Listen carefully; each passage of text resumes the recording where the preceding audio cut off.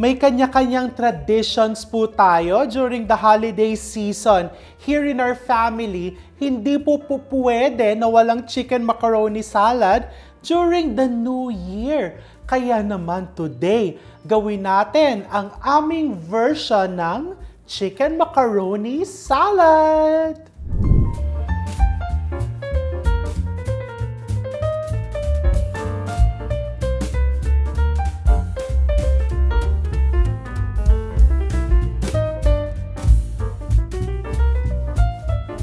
And napakadali pong gawin ito. So first, magpakulo ka muna ng macaroni.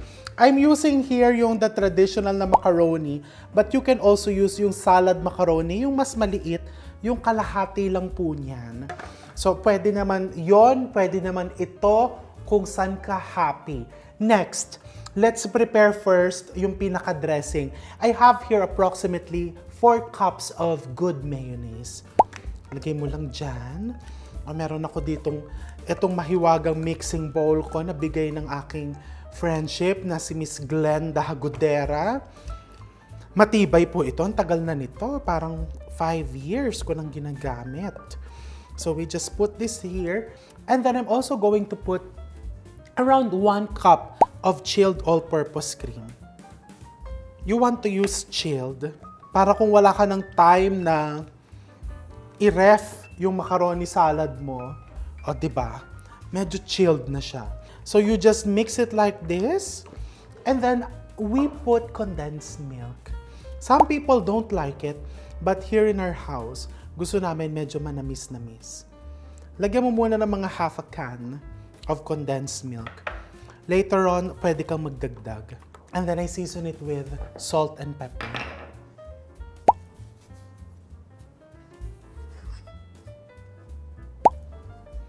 You can use white pepper, but I like using black. And then of course, you taste it.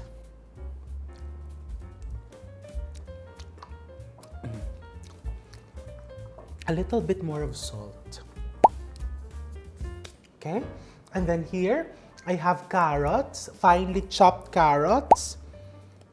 Lagay mo lahat yan dyan. You can also put celery. Hindi kami naglalagay ng celery. Finely chopped onions, red onions. Pickled relish. Around 2 cups to. This is optional. You can put dried cranberries if you want.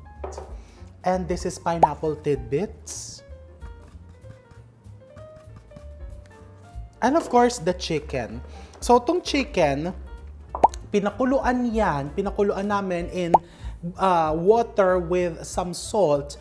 And then, nung lumamig, ayan, hinihimay-himay lang until magkaganito siya. Okay, put the chicken there. Well, of course, you need to use macaroni and chicken kasi otherwise, hindi na yan chicken macaroni salad. O, diba? Ito, meron ka ng chicken spread. Titikman ko ulit. Good. Nung ako kasi, food processor ko yung carrots. Naku, pinagalitan ako ng nanay ko. Kasi siya talagang chinatsaga niya yung chinachap yan. Alam mo naman, ako lumaki kong food processor. Lalagay ko na tong isang latang condensed milk. We like it sweet. A bit sweet. Dagdag linamnam. But it's really up to you. And then now let's put the macaroni. This is 1 kilogram of macaroni cooked al dente. And then now, ito yung pinakamasayang part.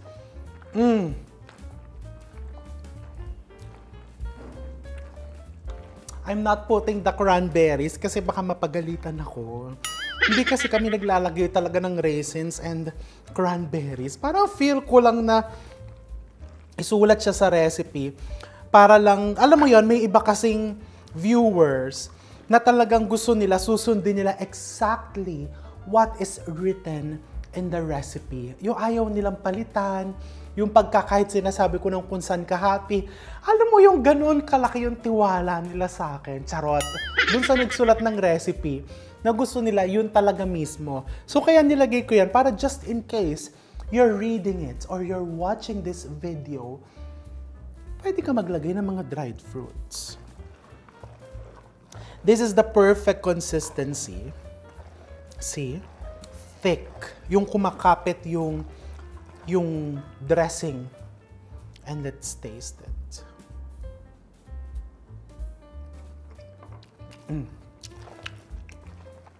Good. A little bit more of salt.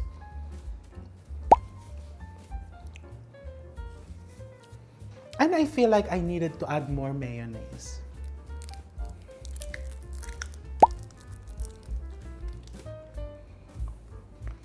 Alam mo, ito lang ang hindi ko gusto dito sa mayonnaise na to. Yung may naaaksaya, di ba? Kasi hindi mo siya masimot ng mabuti. Pero you know, I thought, if you cut it like this, ako pala yung may diferensya, hindi yung mayonnaise. Hindi ako maparaan. So, ayan, di ba?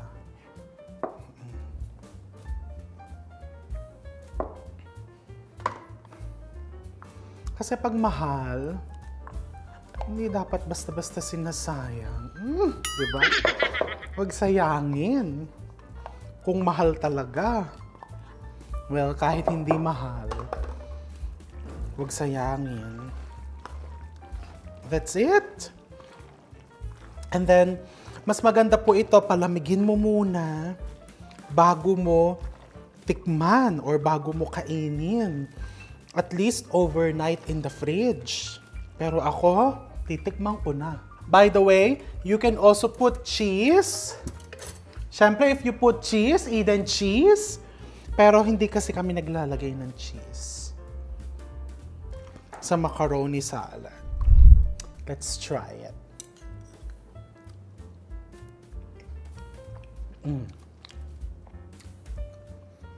Sarap.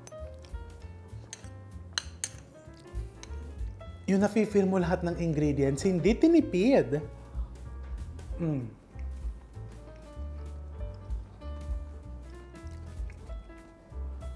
So good. What more pag malamig na? Alam mo yung kumakapit na talaga yung dressing, lahat ng ingredients, nagdidikit-dikit na. Ngayon kasi medyo, ano ba ang term doon? Medyo labsak pa yung mixture kasi hindi pa malamig. So good. So gumawa ka na. Happy holidays and I'll see you soon, Nesta.